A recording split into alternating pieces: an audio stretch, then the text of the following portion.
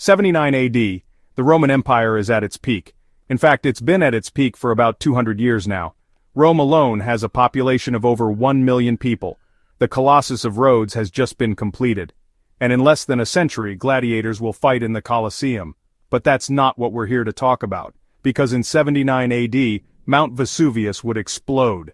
It was so big that it would bury an entire Roman city in ash and pumice. And while we know that this event happened, we don't know why. Was it an earthquake that caused it? Did something unusual happen beforehand? Or was it just a once-in-a-millennium random chance? Well, to find out, we'll have to go back to the beginning. Volcanoes are one of the most powerful forces on Earth.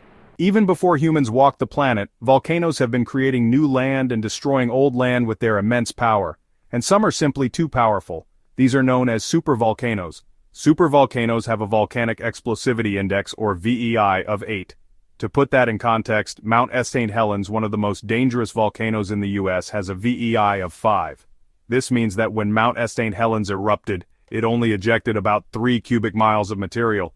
A level 8 volcano, however, can eject over 300 cubic miles of material. That's a lot. So much so that it doesn't even take a full eruption for a supervolcano to cause mass extinctions. Just the buildup of pressure underneath the Earth's crust can be enough. For example, the La Garita caldera in Colorado is believed to have had a magnitude 6 on the VEI. While it wasn't technically a supervolcanic eruption, the amount of CO2 released into the atmosphere caused global temperatures to drop by as much as 18 degrees Fahrenheit. But even with all that said, nothing can compare to the largest volcanic eruption in history, Toba.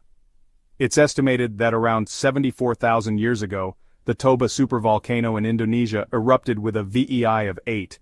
The effects of this explosion were felt around the world, with ash falling as far away as Australia, and the volume of ash was so great that it's believed that global temperatures dropped anywhere between 36 to 54 degrees Fahrenheit. It also cut down the human population from around 10,000 to just 400. Now we come back to Vesuvius. Vesuvius might not sound like a familiar name, but chances are you've heard of the city it destroyed, Pompeii.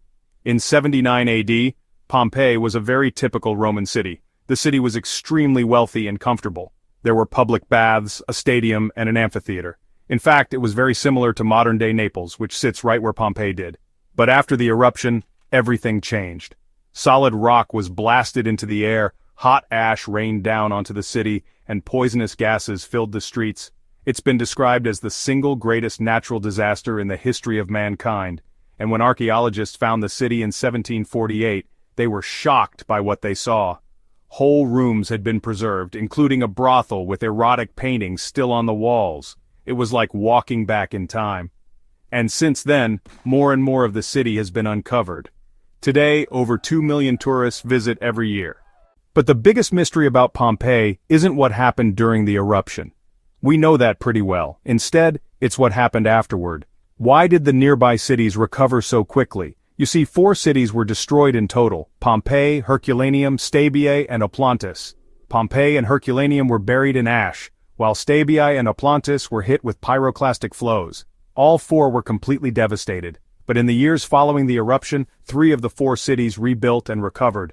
Only Pompeii was left in ruins. Herculaneum was actually rebuilt first. By the Middle Ages, the town was back to its original size, and Stabia and Oplontis weren't far behind. So why was Pompeii abandoned? Well, there are a few theories. Some say that the soil was too contaminated to farm on. Others claim that the earthquakes made people nervous, and they wanted to get as far away as possible. But perhaps the most popular theory is that Pompeii was cursed. You see, after the eruption, people noticed that the closer you got to the city, the worse your luck seemed to become. Horses that drank from nearby springs went blind. Crops failed and houses shook from aftershocks. Because of this, the city was abandoned for centuries. It wasn't until the Middle Ages that people began to move back in. But regardless of why it was abandoned, it's clear that not everyone was affected equally. Some people were killed instantly, others slowly died from injuries, but some lived to tell the tale. The reason for this is simple: luck. If you were outside the city when it happened, you would have had a good chance of survival. In fact, the Roman historian Pliny the Younger witnessed the eruption firsthand. He was on the coast of the Bay of Naples when he saw a large cloud of smoke rising into the sky. He wasted no time in getting away and ended up spending the night with friends in a villa. He would later write a letter to a friend who was stuck in Pompeii telling him to leave immediately. And luckily, his friend listened. If you were inside the city though, you didn't really have a chance. One of the most famous victims was Pliny's uncle, Pliny the Elder. He was a Roman author and natural philosopher, but more importantly, he was the commander of the Roman naval fleet stationed in Misenum. When he heard that Pompeii had been destroyed, he set sail to help. But when his ships approached the shore, they were met with such thick ash clouds that he had no choice but to turn back. He tried again the next day, but with the same result. He tried again 2 days after that. It wasn't until the 4th attempt that he was able to reach the shore. And by that time, it was too late. Pliny the Elder and all of his men had perished. Others survived by hiding in underground tunnels. When the city was eventually excavated, the skeletons of 8 people were found huddled together in a first-floor room.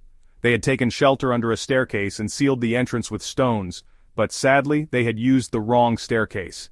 As the eruption continued, hot ash and pumice fell through the opening and cooked them alive. Many historians believe that if they had waited just a few hours they could have survived. But either way, the eruption forever changed life in Rome. After the disaster, the emperor sent a senator to assess the damage, and while he recommended rebuilding, it was clear that the people of Pompeii needed more than bricks and mortar. To help the survivors, the emperor appointed a special magistrate. This man, C. Junius Rusticus, was in charge of overseeing the distribution of grain and money to the survivors. Unfortunately, he took advantage of the situation and stole a huge chunk of the money. He was later executed for his crimes, but not before causing severe food shortages in the area. To make things worse, an earthquake struck in 80 AD, causing even more destruction. People began to wonder if the gods themselves were mad at Rome. However, it was these events that led to the Pax Romana. After the devastation of the eruption and the subsequent theft, the emperor, Titus, was determined to do whatever it took to keep his people happy. Over the next 2 decades, he built aqueducts, temples, and roads. He freed slaves, pardoned criminals, and hosted festivals. In a way, the eruption of Vesuvius helped create one of the most peaceful times in Roman history. Today, there are dozens of theories as to why Vesuvius exploded. Some say it was because of the earthquakes, while others claim that it was the fault of Mount Unzen in Japan. The truth is, no one really knows.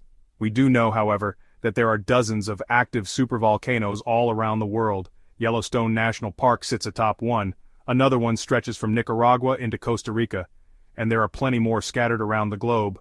While there's no way to prevent a supervolcanic eruption, we can be prepared. Most scientists agree that if it were to happen today, we'd have a few months to a year of warning. Hotspots would appear, earthquakes would shake the ground, and steam would pour out of the earth. If we could spot these warning signs early enough, we could evacuate nearby towns and cities, which would save countless lives. In other words, we can learn from the past to protect ourselves in the future. Now watch what happens to your body if you fall into an active volcano, or check out how Yellowstone supervolcano will destroy the world.